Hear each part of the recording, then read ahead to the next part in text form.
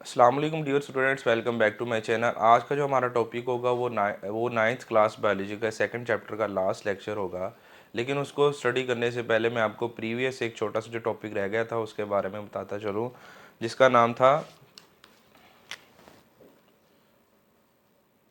Theory, law and principal. ये simple सा एक टॉपिक है। इसमें हमने देखना है कि थ्योरी क्या होती है, लॉ और या प्रिंसिपल क्या होता है। जब भी कोई हाइपोथेसिस बन जाती है, जैसे प्रीवियस हमने ये पढ़ा था कि जब हाइपोथेसिस एक बनाई थी कि जो प्लाज्मोडियम है वो मेन कॉज है मलेरिया की। क्या हाइपोथेसिस थी हमारे पास? For example, Plasmodium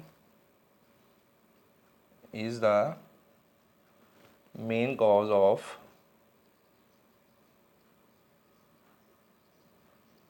malaria. ठीक है, ये हमारे पास क्या है कि हाइपोथेसिस है। ठीक है, अब इस हाइपोथेसिस के ऊपर जब बायोलॉजिस्ट या जो साइंटिस्ट है फर्दर टेस्टिंग करते हैं, ठीक है, उसको टेस्ट करते हैं कि क्या ये हाइपोथेसिस कहीं गलत तो नहीं है, फर्दर एक्सपेरिमेंट्स किए जाते हैं। ठीक है, और जब एक्सपेरिमेंट्स करने के बाद ये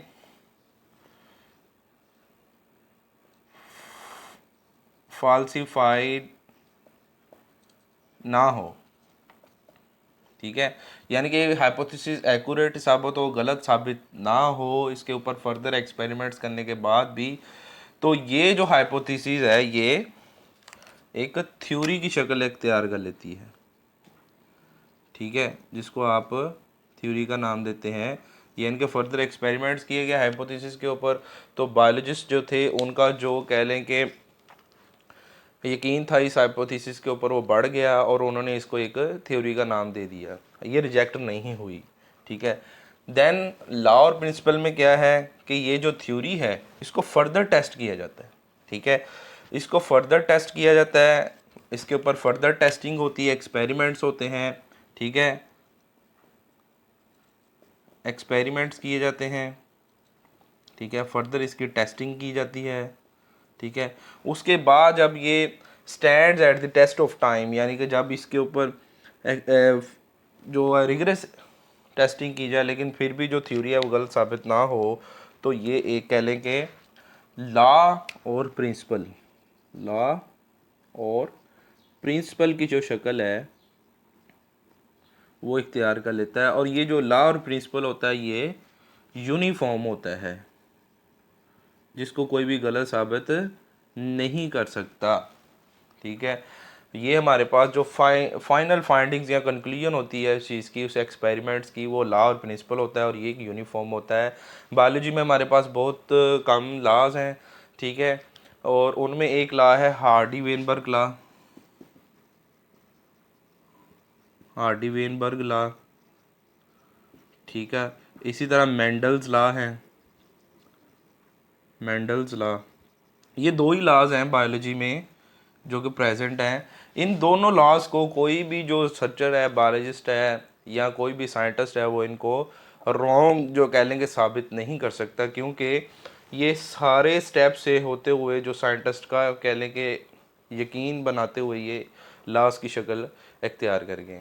तो ये तो हमारा आज का topic theory, law and principle के बारे में। नेक्स्ट जो हमारा टॉपिक है वो है, जो हमारा आज का मेन टॉपिक है लास्ट इस चैप्टर का,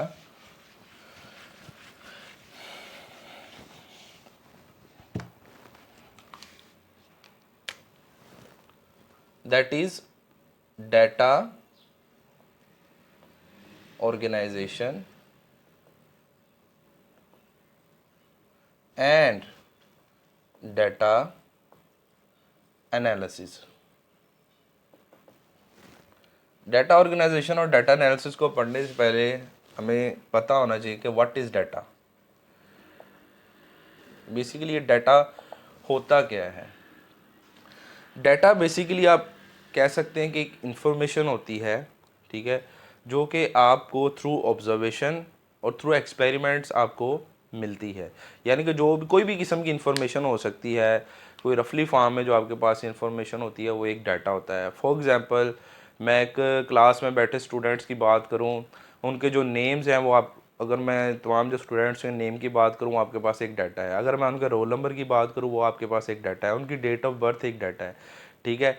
तो कोई भी ऐसी इंफॉर्मेशन, ठीक है, जो आपके पास मौजूद है वो उसको हम बोलते हैं डाटा, ठीक है। अगर हम डाटा को डिफाइन करें तो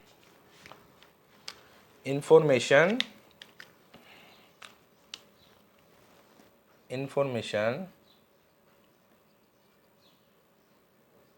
मेड फ्रॉम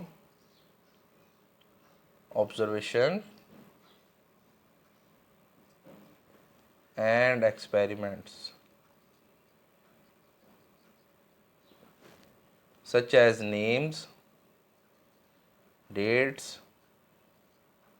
etc. ठीक है, नेम हो डेट हो उसको हम बोलते हैं डाटा, ठीक है। अब नेक्स्ट जो हमारे पास है वो है डाटा ऑर्गेनाइजेशन।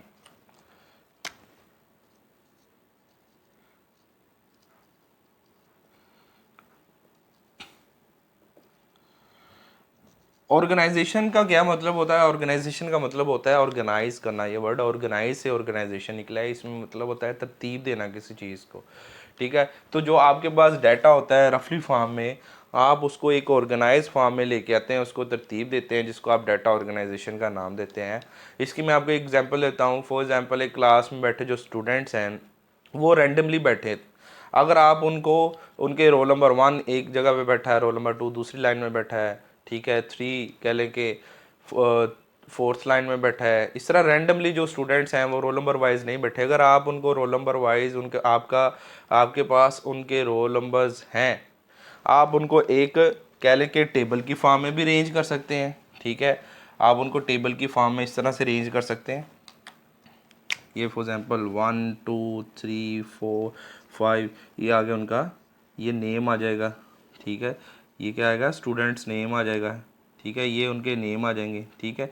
तो ये जो हमारे पास डाटा होगा ये एक ऑर्गेनाइज्ड फॉर्म में आ गया, ठीक है। इसको हम बोलते हैं डाटा ऑर्गेनाइजेशन। आप कोई भी जो डाटा आपके पास है आप उसको टेबल की फॉर्म में, चार्ट्स, मैप्स, ठीक है, या किसी भी फॉर्म में, उसको ग्राफ की फॉर्म में भी लेके आ सकते हैं।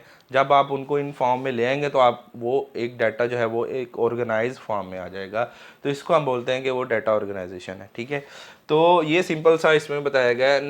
इसमें यह है कि जो साइंटिस्ट होते हैं, जो बायोलॉजिस्ट होते हैं, एक्सपेरिमेंट्स करने से पहले वो डाटा को क्या करते हैं? ऑर्गेनाइज करते हैं, ठीक है। ऑर्गेनाइज करने के बाद फर्दर वो जो है उनके ऊपर जो है एक्सपेरिमेंट्स जो है वो किए जाते हैं उस डाटा की बेस के ऊपर, ठीक है। नेक्स्ट जो हमारे पास है वो है data analysis.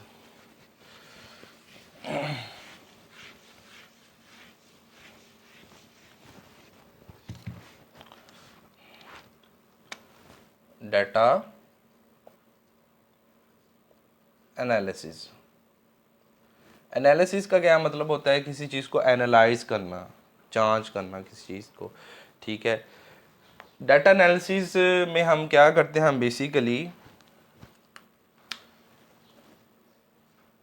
Statistical methods use करते हैं, या स्टैटिस्टिकली जो टेक्निक्स होती हैं वो हम यूज़ करते हैं डाटा को एनालाइज करने के लिए। कौन कौन सी स्टैटिकल टेक्निक बुक में बताई गई हैं? सबसे पहले उसमें है रेशो, दो तरह की बताई गई हैं, और प्रोपोर्शन, ठीक है। हम सबसे पहले डिस्कस कर लेते हैं रेशो को कि ये रेशो क्या चीज़ होती है।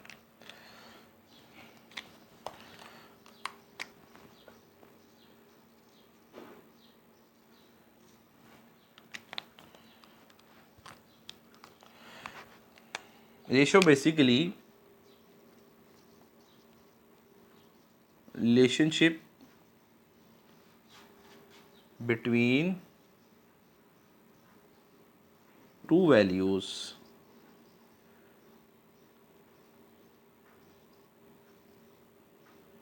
expressed in क्वेश्चन, ठीक है। दो वैल्यूज़ के दरम्यान में रिलेशनशिप होता है जिसको आप क्वेश्चन यानी कि रेशो की फॉर्म में एक्सप्रेस करते हैं। कौन सी दो वैल्यू? फॉर एग्जांपल कोई भी मेरे पास दो वैल्यूज़ हैं, ए और बी, इनके दरमियान में ये जो साइन होगा, जो कॉलन का साइन होगा, इसको हम बोलते हैं रेशो। यानी कि कोई भी दो वैल्यूज़ के दरमियान में जो साइन होता है वो, उसको हम बोलते हैं कि वो एक्सप्रेस करना उसको क्वेश्चन की फॉर्म में। इसको आप इस फॉर्म में भी ले सकते हैं, a/b डिवीजन का साइन लेके यहाँ a डिवीजन बाई b, यानी कि ये भी रेशो में आ जाएगा। ठीक है, इसको हम बोलते हैं ratio, relationship between to values express in question. ठीक है, उसको हम रेशो बोलते हैं। ठीक है, इसकी एग्जांपल जो दी गई है उसमें ये बताया गया कि relationship between 50 malarial patient and 150 healthy person. ठीक है, रेशो गई है 50 मलेरियल पेशेंट और 150 हेल्दी पर्सन। ठीक है, अब इनकी क्या रेशो बनेगी? ठीक है, 50 हमारे पास है मलेरियल पेशेंट और 150 हमारे पास है नॉर्मल पेशेंट, नॉर्मल पर्सनस। ठीक है, अगर हमने इसकी रेशो निकाली तो हम क्या करेंगे, इसको हम, ये देखिए 0 0 से कट गया, 5 1 ज़ार 5, 5 3 ज़ार 15। ठीक है, तो इसकी क्या रेशो बनती है बिटवीन 50 आपके पास है मलेरियल पेशेंट और 150 आपके पास है नॉर्मल पर्सनस। ठीक है, तो इसकी जो रेशो बनती है वो 1:3 बनती है। तो 1:3 is a ratio between 50 malarial and 150 normal persons. तो ये रेशो निकालने का तरीका है। सेकंड जो हमारे पास चीज़ आती है वो है प्रोपोर्शन की।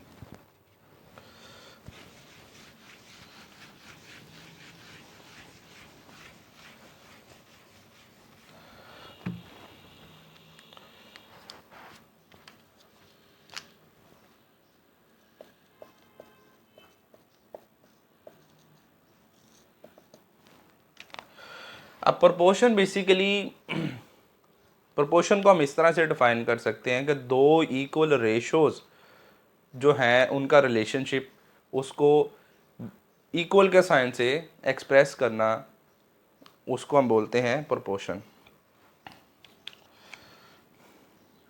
डिफाइन इस तरह कर सकते हैं, relationship between two equal ratios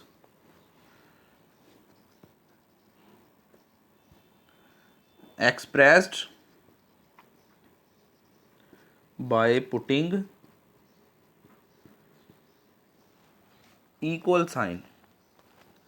ये जो इक्वलिटी का साइन होता है, जैसे हमारे पास दो रेशोज हैं, कोई भी a/b है। ठीक है, इसको हम इस तरह से लिखते हैं, इक्वल है c/d, या फिर a/b, ये 4 डॉट जो हैं ये भी प्रोपोर्शन को शो करते हैं, c/d। ठीक है, इसको हम बोलते हैं प्रोपोर्शन। अब प्रोपोर्शन बेसिकली यूज़ किस लिए किया जाता है? प्रोपोर्शन में हमारे पास बेसिकली होती हैं 4 वैल्यूज़। ठीक है, ये देखिए 1 2 3 एंड 4 वैल्यूज़। ठीक है, प्रोपोर्शन में हमारे पास 4 वैल्यूज़ हैं। अगर हमें किसी एक जो वैल्यू है उसको नहीं पता, तो उसको फाइंड आउट करने के लिए हम बेसिकली प्रोपोर्शन जो है वो यूज़ करते हैं। फॉर एग्जांपल हमें ए भी पता है, बी भी पता है, सी भी पता है, लेकिन डी नहीं पता, तो हम इसको डी को फाइंड आउट कर सकते हैं। कैसे कर सकते हैं, इसकी एग्जांपल उन्होंने दी है। अगर कहते हैं कि 20 स्पैरोज हैं, 20 स्पैरोज को अगर हम, जो मॉस्किटो है, ठीक है, जो मलेरिया कॉज करता है, उससे बाइट करवाएं, ठीक है, तो 14 आउट ऑफ 20 गेट्स मलेरिया। ठीक है, यानी कि 20 स्पैरोज को मॉस्किटो से बाइट करवाया गया, ऐसा मॉस्किटो जिसके पास प्लाज्मोडियम था। जब उसने स्पैरोज को बाइट किया तो 14 स्पैरोज जो थी उनको मलेरिया हो गया 20 में से। ठीक है, अब नेक्स्ट जो हमारे पास उसने बताया, तो हमें 100 में से कितनी जो स्पैरोज हैं, एक वैल्यू हमें नहीं पता, 100 में से कितनी स्पैरोज हैं, अगर हम 100 स्पैरोज को मॉस्किटो से बाइट करवाएं तो कितनी स्पैरोज को मलेरिया होगा। ठीक है, तो इसके लिए आप देखें हमारे पास टोटल कह लें कि 3 वैल्यूज़ हमें पता है, लेकिन जो हमारे पास x की वैल्यूज़ है, हमें x की वैल्यू जो है वो फाइंड आउट करनी है। आप क्या करें, सब आप जो कह लें कि दरमियान वाली जो 2 वैल्यूज़ होती हैं उसको डिवाइड करेंगे आपस में, और जो साइड वाली 2 वैल्यूज़ हैं इसको बोलते हैं वस्तैन, और उर्दू में इसको बोलते हैं तरफैन। ठीक है, जब हम इनको आपस में डिवाइड करेंगे तो क्या बनेगा, चलिए डिवाइड करते हैं।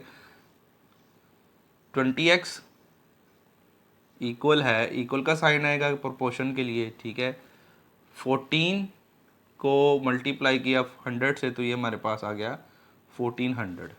ठीक है, हमने फाइंड आउट करनी है x की वैल्यू, तो इनको हम डिवाइड कर देंगे 20 से।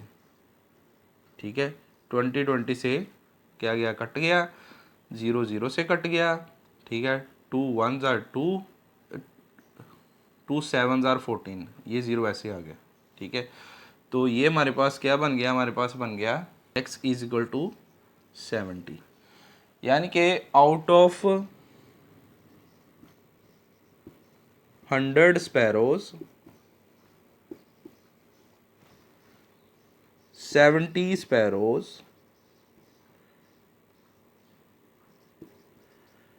Gets malaria. ठीक है, यानी कि 100 स्पैरोज थी, उनमें हमने देखना था कितने को, तो वो 70 स्पैरोज ऐसी थी जिनको मलेरिया हो गया। तो इस तरीके से हम जो थर्ड वैल्यू है उसको फाइंड आउट कर सकते हैं, जो कि एक कह लें कि प्रोपोर्शन की जो मदद है उसकी, जिसमें हमें 3 वैल्यूज़ तो पता होती है, लेकिन जो फोर्थ वैल्यू है वो हमने फाइंड आउट करनी होती है। तो हम ये स्टैटिकल जो टेक्निक और टूल्स हैं इस तरह के, उनको यूज़ करते हुए हम इसकी जो फोर्थ वैल्यू उसको भी फाइंड आउट कर सकते हैं। तो ये था आज का लास्ट लेक्चर सेकंड चैप्टर का, जो कि अपने इख्तिताम को पहुंच गया है। नेक्स्ट इंशाल्लाह हम थर्ड चैप्टर शुरू करेंगे। जो सेकंड चैप्टर था इसको आपने थ्रूली मैंने आपको यानी कि तकरीबन चीज़ें तमाम बताई हैं, इनको आपने MCQs point of view, short question point of view से लाजमी इस चैप्टर को जो है वो देखना है। अगर आज के लेक्चर में आपको कोई प्रॉब्लम है तो आप मुझे कमेंट में बताएं, मैं इंशाल्लाह इनका लाजमी आपको रिस्पॉन्स दूंगा। तब तक के लिए मिलते हैं नेक्स्ट वीडियो में। अल्लाह हाफिज़।